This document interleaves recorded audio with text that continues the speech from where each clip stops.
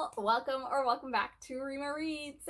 So today I am going to be talking about one of my fave fantasy series of all time, and that is the Graceling Realms series. I think these books are some of the best feminist fantasy series, and so we're just going to talk about why you should read these books. And I'm going to start by doing a quick intro of the books in this series and then do a more deep dive review on each individual book. So the Graceling Realms series by Kristin Cashore contains 4 books, and I have a feeling that there are going to be more in the series. The first book is Graceling, the second book is Fire, and the third book is Bitterblue. Now these books came out 10 years ago. Bitterblue, which is the last book in the series, came out 8 years ago. And we all, the fandom, all thought that that was the end. It was a trilogy of books, and I loved it. But Cashore came out with the 4th book in the series, Winterkeep, and this just came out last week. And yes, I have read it, and I have thoughts. So before I go individually into each book and do a review, I just wanted to review the whole series because there are very similar themes throughout the entire book, which I think is what makes it such a great feminist fantasy series, because inherently all of these stories are women's stories. They're a look at how women are treated in society based off of how well they perform femininity or how well they don't. They're about women who have power and other people try and take that power for themselves, and these women have to reclaim it and make it their own. They're talking about women who have been abused and how they can recover from that with healing. And I just think that all of these stories have such a great theme. In general, I only read fantasy stories that have well-written female characters, but I don't think having a well-written female character inherently makes you a feminist story. I think that's just the baseline of any fantasy novel. And so the reason that I think these are feminist is because of the themes that Cashore plays throughout this book, because of the focus on women's trauma and healing and navigating their place in society. And so I love these books so much. When I was doing my reread of the Graceling series, I was thinking, am I just liking these books because of childhood nostalgia? Because I read Graceling when I was 14 years old and fell in love with it. While I was rereading, I specifically focused on whether or not it was just a good book objectively, me as a 25-year-old could enjoy it. And I will say 100% yes, they are great books, but I will point out a few things because I don't want to overhype them. I want to make sure you guys have the full story. And so the first thing is, I think Graceling firmly falls within the YA age range. I think you can make a case for the later books to be more new adult based off of the themes that are discussed in them, but Graceling is definitely in the YA range. One thing I noticed is Cashore really does improve her writing throughout each book. You can see her grow as an author as each book gets better and better with her writing, but because of that, I will say the writing in Graceling, I don't want to say it's bad because it's not bad. It's just rather straightforward and simplistic. I don't know if you guys can see that, but it's been a while since I read a book that had a font that big. So if that gives you an idea of it, and it is rather straightforward. And so she definitely improves as a writer throughout the books, but just something to point out, if you don't like that specific writing style, if you like flowery stuff, that's not going to be this book.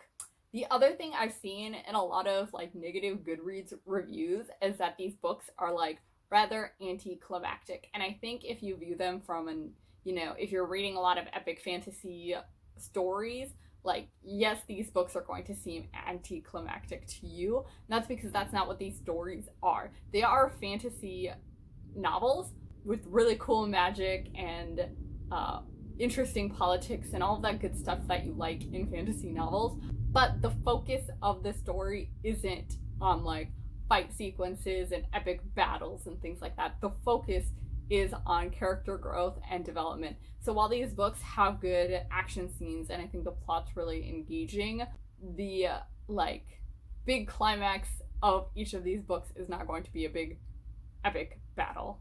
Instead, they're like much more character driven climaxes, and I love them. I think it's amazing, and if you don't, then maybe these books won't be for you. So the first book in this series is Graceling, and this takes place in a world where people with two different eye colors have like magical powers called graces. And these graces can be literally anything. Could be like climbing trees really fast, or could be like you're a really good fighter.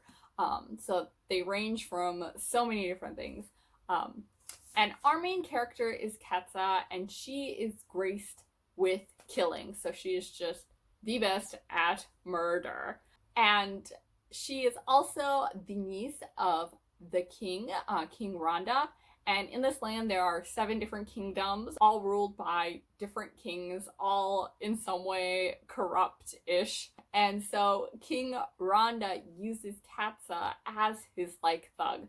So when, you know, people don't pay their taxes properly or they do something that upsets him, he sends Katza there to like bully the person, to, you know, beat them up, cut their fingers off, intimidate them so that he gets what he wants. So Katza has been living her life as King Rhonda's thug. And so she finds like this organization called the Council to help people in need. So during the day she works, you know, as Rhonda's thugs, and at night she moonlights as a council worker trying to help people. And that's kind of where our story starts. And I think this book is phenomenal. You really get to see Costa's growth and development from someone who is forced to do all of these awful things and literally thinks of herself as a monster, coming into her own strength and using it to help and save people. Costa is very much a character who values her own independence. She's also like not a very feminine character, and she's forced in the beginning of this book to like perform femininity in a way that she doesn't want to. She, you know, doesn't like long hair and dresses and things like that. She doesn't want to get married and doesn't want to have babies. And this book really talks about how Costa has to navigate that in this world that's very patriarchal world, and how she finds her own path and forges her way into living the life that she wants to live. And it's just beautiful. And despite her not being like a very traditionally feminine character, she still values a lot of like feminine traits, and she never looks down on characters who are really feminine. So love that. We love girls supporting girls. And the side characters in this book are amazing as well. Her cousin Raffian and Bane and Ole, and there's just so many good side characters in this book. But my favorite is Poe, who is the love interest in this series, or in this book, Prince Poe, and he's just amazing. He is truly a top tier man, you guys. Like, one of the best men in fiction, because oh my god, the respect women juice he drinks daily, amazing. He is aggressively calm, and I just love him so much. And he also has a really good character arc in this book. The thing about Graceling and all of the books in this series is there is romance in all of the books, but it's not the main focus at all. The main focus is usually about loving yourself versus loving someone else, and we love to see that. But the romances in all of these books are done so well. Like, Costa and Poe have this solid like foundationship in friendship before they become romantic. They talk about how they train together for months and, you know, spend their nights talking to each other, and you really just see that like base of friendship before they delve into a romantic relationship. And I love it, and I love their open and healthy communication, and it's such an amazing dynamic that these two have. And so I love this book so much. Seeing Costa grow into her strength and realizing the power that she does have is just amazing, and I love Graceling. Highly recommend. The second book in this series is Fire, and this is actually a prequel to Graceling, but I would recommend reading the books in the publication order. At least that's what I did, and I do really think you gain a lot from reading it that way. So this takes place same world but on a different land, and in this land there are monsters, and Fire, our main character, is the last of the human monsters. So she is mesmerizingly beautiful, also has the ability to control people's minds, and she gets requested by the king of this country to come to the capital and basically help him root out some spies, because the country is really messed up based off of the actions of Fire's father, and about to go to war. And so she has been requested to come to the capital and help find some spies. So this book is another book about a character who is coming into her own power and realizing what she can do. This power that Fire has, the mesmerizingly beautiful power that can control people's minds, is something that she's terrified of based off of what her father has done and how it makes people act around her. Like, everyone around her defines her by her power that she owns. Like, she's so beautiful that people will automatically fall in love with her, or they'll go on the opposite side of the spectrum and hate her because she's something beautiful that has more power than they have, and so they can't control her, they can't own her, and so they hate her. And it really talks a lot about rape culture, because the things that men want to do to Fire just based off of the fact that she's beautiful and more powerful than they are. And she deals with a lot of, judgments and people just coming at her, and really learns how to deal with this. And this book just tackles the rape culture in society so well. I love how Fire learns to use her power as a source of kindness and strength. She spends this entire book choosing to cultivate a loving environment around her, but also inside of her, and forgiving herself and dealing with the trauma that her father has put on this country, and learning how to essentially love herself. And it's such a phenomenal book. Also, I'm just going to say that about all of these books because they're so good. It has themes like they mention periods and what Fire has to go through monthly just because of her period, because in this world, a monster blood, monsters, like a monster rat or something, is very attracted to other monsters' blood, and so Fire on her period basically attracts all of the monsters in this land, and the things that she has to go through that. And I like how there's a book that discusses periods in such an open manner. And truly, it's just a book about a character growing into her own power, growing to love herself. And it's so good. So the third book in the series is Bitterblue, and Bitterblue is a young queen of a country that is trying to recover from the rule of her tyrant father, who was an awful, terrible, terrible king. And Bitterblue is this queen who's trying to help her country and do as much as she possibly can, but she's trapped in this castle full of behind paperwork and full of lies and ciphers and secrets, and she still doesn't even know the extent of what her father has done in this country and how to help heal her country. When I first read Bitterblue 8 years ago, I didn't like it nearly as much as I liked Graceling and Fire, and that was because it is just such a dark book. Upon subsequent rereads, I love this book. I think it's amazing, 5 stars. But it is really dark, and so there are a lot of trigger warnings in this book. Trigger warnings include suicide, rape, child rape, abuse, probably missing others, but it's a dark book. And truly, this book is about trauma and healing and uncovering lies and how to go about how to go about healing and how that's different for different people. While some people need to confront the past to heal and how to move on from the past to heal. And really not just about healing for Bitterblue, but healing like collectively, like the collective trauma in this book.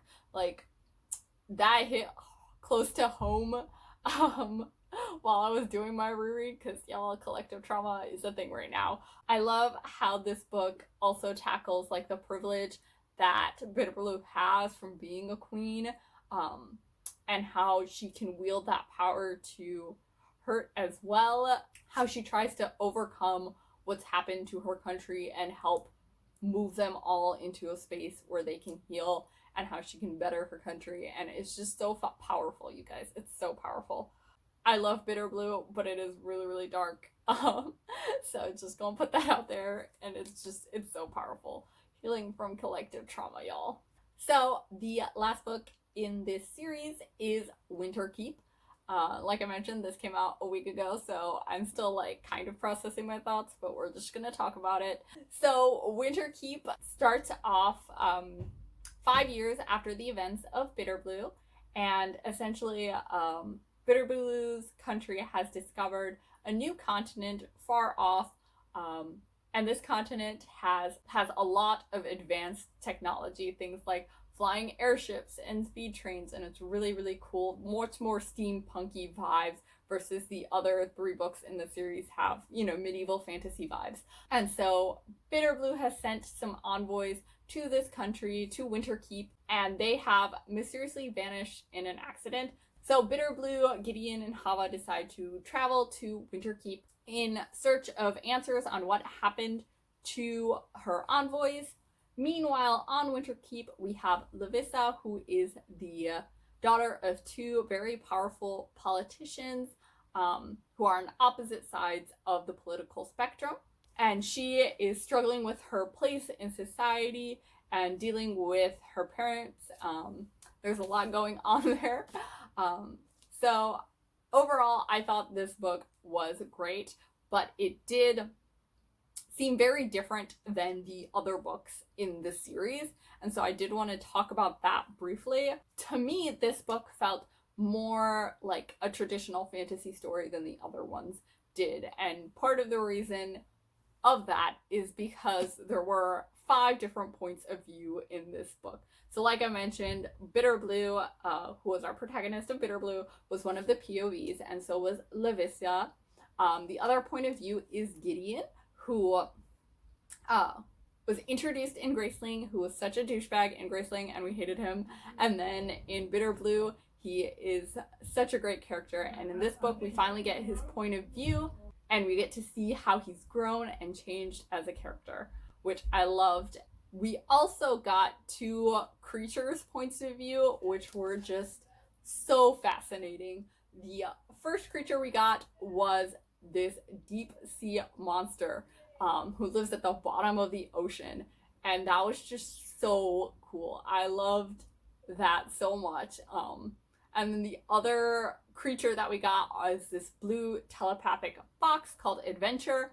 In this world, in Winterkeep's land, there are these telepathic foxes that can bond with humans, and so we get one point of view of a telepathic fox that has bonded with Levissa's mother. So like I mentioned, this book just felt different, partly because of that, like 5 different POVs versus the other books all had one main point of view, partly because like the vibes of this were more steampunk, while the other steampunk, more technologically advanced world, while the other ones were more medieval fantasy world. The villain in this book is different than the others. The other 3 books have a very similar shared villain, while this one has a completely new one. The villain does share a lot of similarities, allowing this book to also discuss trauma and abuse. Specifically, I will mention that there's graphic parental abuse in this book, and so we see a character going through that and struggling and healing. It is a different villain than the other books, and so I wasn't expecting the big differences, but I liked them a lot. I thought that Cashore did a really great job with introducing 5 different POVs and world building, fleshing out her world so much more. And I can see how this book might appeal to folks who are more akin to like a traditional fantasy story. I really liked how Cashore brought in the themes of environmentalism and how technological progress could affect the environment. That seemed like to be one of the big themes of this book, and I thought that was very well done and very relevant to today's society. Also, I thought these books had a really interesting and great depiction of sex. All of the other books in this series do talk about sex, but this one in particular took a much more, I think it's because she's expecting her readers to be slightly older based off of the like age range that read the original books. And so it definitely took a more mature approach on sex and talked about it more and how casual sex and friends with benefits and the dynamics of those types of relationships, as well as how you can use sex as power to hurt people. And so I thought that was really interesting, and I liked that she brought that topic up in this book. And I thought she talked about the dynamics of an abusive family really, really well in this book. And I really, really want there to be another book, because Lavissa and some of the characters that we met through her storyline, I don't think they're done. I don't think we're done with her story. I feel like there could be so much more for her. So I really want another book in this series. So yeah, overall, that's my like review / why you should read the Graceling Realms book. They're all fantastic. They all focus on such deep, important themes that I wish more books focused on, and they do it so well. So yeah, I'm going to end with a quote from Fire that I really think it's one of my favorite quotes, and I feel like it kind of encapsulates what Cashore is trying to bring as a theme for all of these books, and hopefully it'll convince you guys to read it if my ranting and gushing about these books hasn't done that already. So anyways, she had thought she already reached her capacity for pain and had no room inside of her for more. But she remembered having told Archer once that you could not measure love on a scale of degrees, and now she understood it was the same with pain. Pain might escalate upwards, and just when you thought you'd reached your limit, begin to spread sideways and spill out and touch other people and mix with their pain and grow larger but somehow less oppressive. She had thought herself trapped in a place outside the ordinary feeling lives of people. She had not noticed how many other people were trapped in that place with her. Such a good quote, y'all. Anyways, go read the Graceling Realms series because they're so good, and I hope you enjoyed this video. Thanks for watching. Bye.